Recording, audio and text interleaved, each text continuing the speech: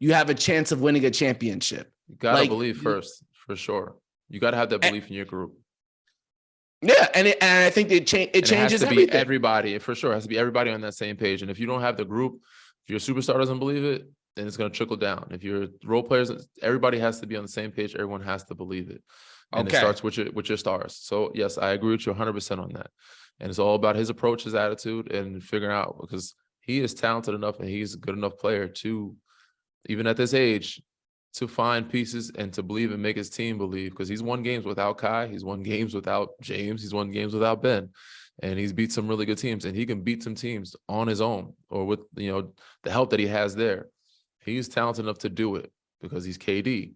So yes, it's really upon him, and we won't find out until we have 3 or 4 days left. It's all upon KD. Only time will tell, and only KD will tell. Lakers fans or NBA fans would like to see KD potentially maybe get another star in Brooklyn. I don't think that's going to happen, but there's this dream scenario. All these GMs were apparently made aware of Kyrie Irving's trade request. And even when I saw the trade request, I wasn't surprised. The first thing my mind went to is, okay, what's happening to KD?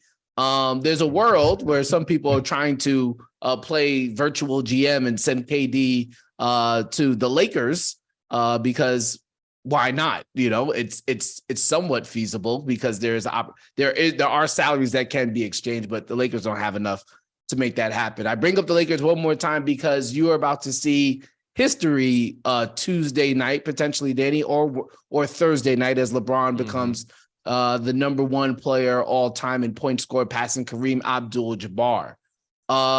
3 questions. One, if you were LeBron, would you do an ode to Mr. Abdul-Jabbar with the skyhook to break the record? I think I would, yeah, for sure. I think if he knows it. But you got to make it on the first one, though. You can't be doing you can't do like 3 straight. It got to be the first one. If you'll get the first one, it's over. It depends. If you know, it depends on the game, depends on heat and moment. Like, obviously you can't. I think the game that they're predicting it to happen is against the Milwaukee Bucks, right? At home. Yeah. That's going to be an intense game. You can't be messing around in that type of game, you know what I'm saying, where you're doing a bunch of sky hooks.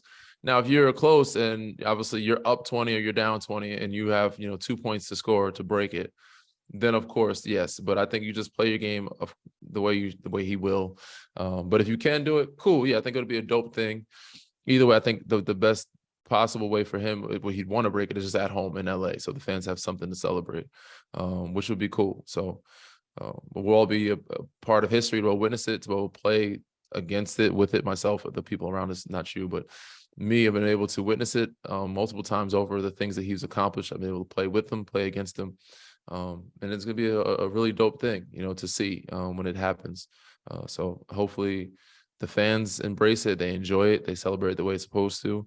And everybody around him appreciates it, because, they're going to be very upset or sad when he's gone. And they're going to, he's going to be appreciated a lot more when he's gone. And I think that's a similar thing with Kobe, rest in peace to Kobe. But a lot of people didn't appreciate Kobe the way he should have been appreciated until he was done playing. And now that he's gone. So Bron's going to be those guys. You appreciate him now while you can, because you don't have him for much longer. For sure. And that kind of leads me to my second question here. I know you've been you played with LeBron twice, obviously played with Duncan, played with Joel, Harden, AD, now Ja. I think I think your proximity to superstars has been so prevalent that maybe, I don't know if you really truly appreciate who you've been able to play with. Has there been yes. Yeah, you have. I've played a lot of stars.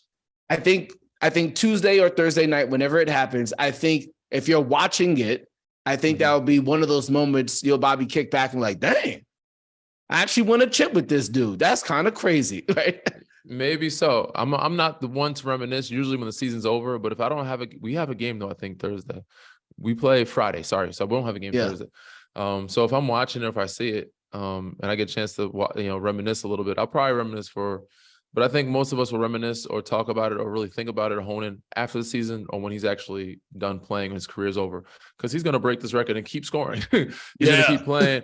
Just like Steph Curry breaking Ray Allen's records. Like, I played against this guy for many years, but he's still breaking records, still hooping, still playing with many more years to go. And I think Bron, some people think he's going to play like 2 or 3 more years. I don't know how many more, but he may play another year or 2 after this year and continue to demolish that record. So we'll see what happens. I think we'll really let it set in or sink in when his career is over.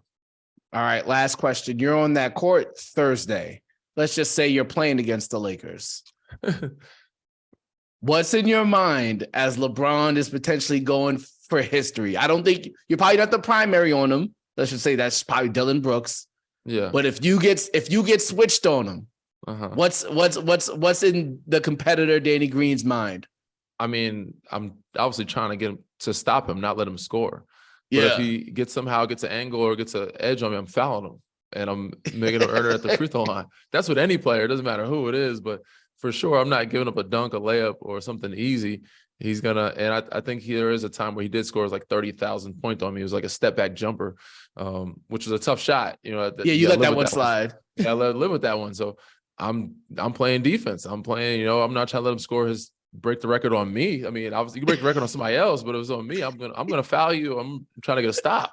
Yeah, you got to get it at the free throw. You got to get at the free throw line where I'm not like in the vision. I'm not giving him no easy baskets. You're gonna have to work for that.